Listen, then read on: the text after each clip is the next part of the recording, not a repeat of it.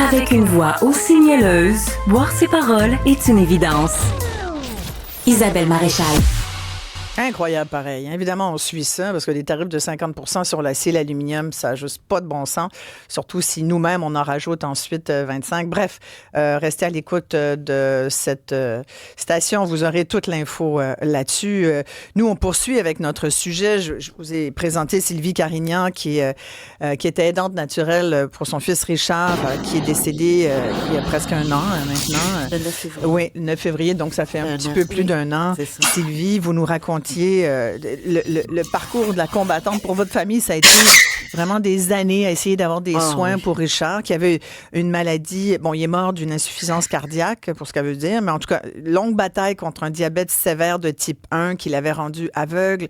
Il a souffert jusqu'à la fin. Jusqu'en dernier. Et vous, ce qui vous fait souffrir encore aujourd'hui comme mère, c'est que vous n'avez pas été en mesure d'avoir des réponses à vos questions. Vous avez été vous-même témoin de services douteux. Je veux dire, quand on rentre dans la chambre de son fils puis qu'on voit que ça ne devrait pas se passer comme ça s'est passé, vous faites des plaintes, personne ne vous revient, vous écrivez des courriels les uns après les autres. J'allais voir la gestionnaire plusieurs fois, là, tu sais, puis elle a dit, je vais regarder qu'est-ce que je peux faire. Je vais regarder ce que je peux faire. Mais il se faisait pas rien. Une réponse. Il se faisait rien, là.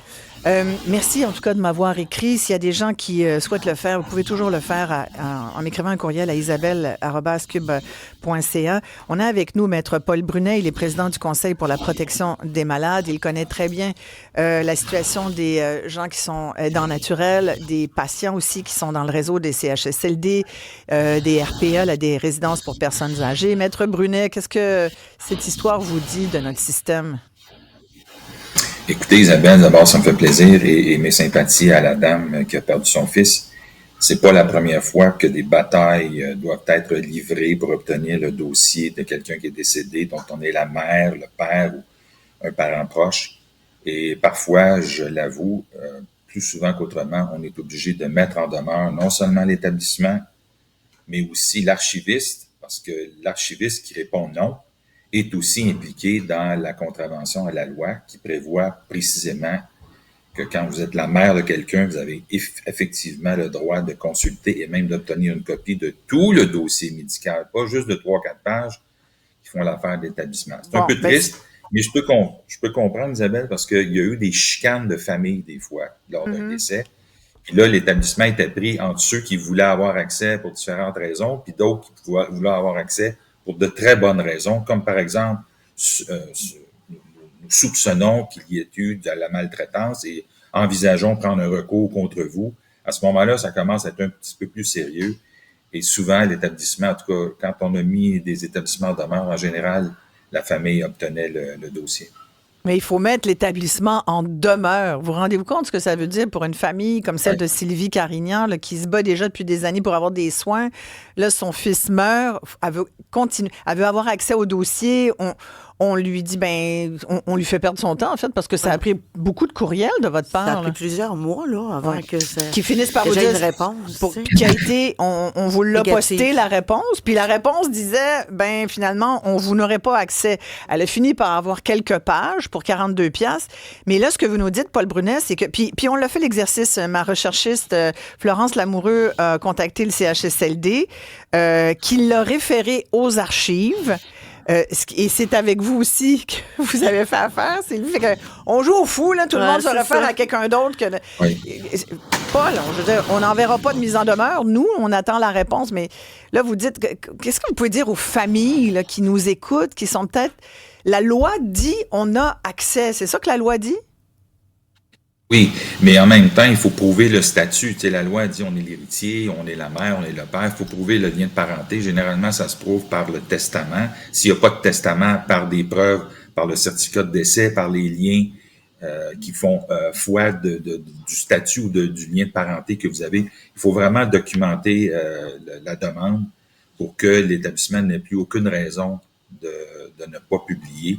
Mais c'est difficile et il y a comme... malgré le fait que la loi dit que la famille a droit d'accéder, il y a des batailles qu'on doit livrer, mais parfois avec les bons documents, puis un petit peu de pression mise sur l'établissement et l'archiviste, parce que l'archiviste aussi, à notre avis, contrevient à la loi quand il ou elle refuse de donner accès. Mais des fois, c'est pour une raison qui est reliée, comme je disais, au statut et au lien de parenté qu'on veut établir, et surtout au motif sérieux et grave que l'on a de consulter le dossier parce qu'on envisage prendre un recours. Moi, c'est ça que j'écris dans mes mises en demeure, en tout cas, qu'on envisage prendre un recours parce qu'on soupçonne que la personne... Tu sais, dans le temps de la COVID, rappelons-nous là, les gens mouraient, puis on savait pas ce qui était... Ma mère était bien il y a 2 semaines, puis là, elle est morte. Je veux savoir qu'est-ce qui est arrivé. Fait qu'on demande le dossier médical des 15 jours précédents pour voir quelle a été l'évolution et pouvoir consulter. Puis effectivement, il y a des gens qui ont pris des poursuites. Mais Paul Brunet, ce qu'il faut aussi comprendre, puis je pense que sans doute que le système puis les gestionnaires tablent sur le fait que c'est pas tout le monde qui est avocat comme vous. C'est pas tout le monde aussi qui se lève de bonne heure, qui passe sa journée à écrire des lettres, des mises en demeure, qui trouve les bons mots. Sylvie, c'est pas ça que vous faites dans la vie, vous? Hein? Donc, ça a été compliqué pour vous, là, toute cette espèce de chasse aux documents. J'essaye partout. Et est-ce qu'on vous a dit pourquoi on avait d'abord... On m'a dit que mon fils avait le droit de garder le dossier et de partir avec son dossier. Il est parti, il est mort. C'est ça. T'sais, on veut juste des réponses, là. On peut-tu avoir des réponses? Mais avez-vous dit, mon fils est décédé, oui. Je veux avoir son dossier? Oui, je veux avoir son dossier. Je veux comprendre pour faire mon deuil, j'ai besoin de voir le dossier. Puis je l'ai écrit aux archivistes aussi. Je leur ai dit, même j'étais allée sur place quand j'ai vu que ça niaisait comme ça, là, les courriels, chacun notre tour, parce qu'ils viennent 1 fois par semaine le jeudi. Fait que si tu manques ton jeudi, ça va l'autre jeudi. Oui, c'est ça. Il semble qu'il soit là que le jeudi. C'est ça. Fait que fallait que je m'arrange. Fait que là, je suis allée direct. Là, j'ai dit, je peux-tu là l'avoir, ton Dieu? Là, ils m'ont demandé une lettre écrite de ma main.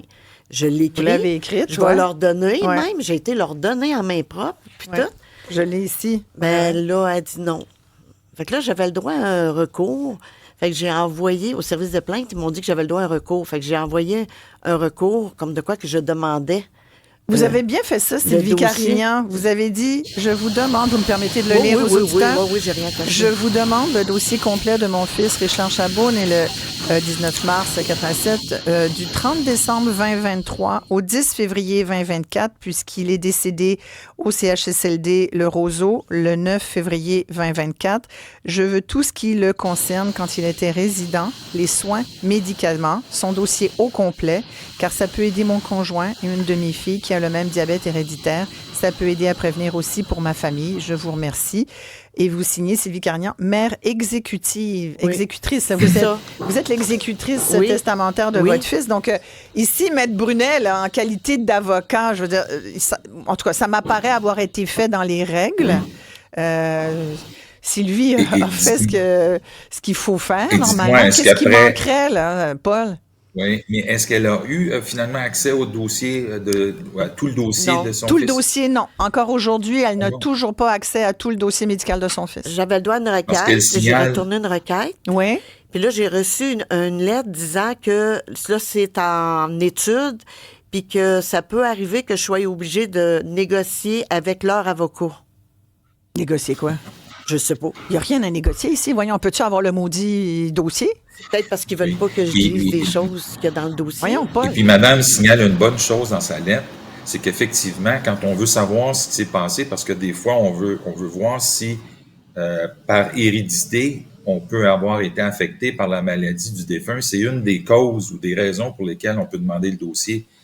Vous me voyez complètement préoccupé par le fait qu'on continue de refuser. Des fois, nos gestionnaires d'établissements ou nos gestionnaires d'archives, ils vont un peu fort. Et malheureusement, toutes les fois où j'ai fait des demandes ou j'ai dû mettre en demeure, finalement, on a obtenu le dossier. Mais ce sont des luttes incroyables et j'en ai fait plusieurs depuis toutes ces années. Est-ce que vous pouvez faire, Paul, je ne veux pas vous mettre sur le spot en direct comme ça, mais je vais le faire pareil.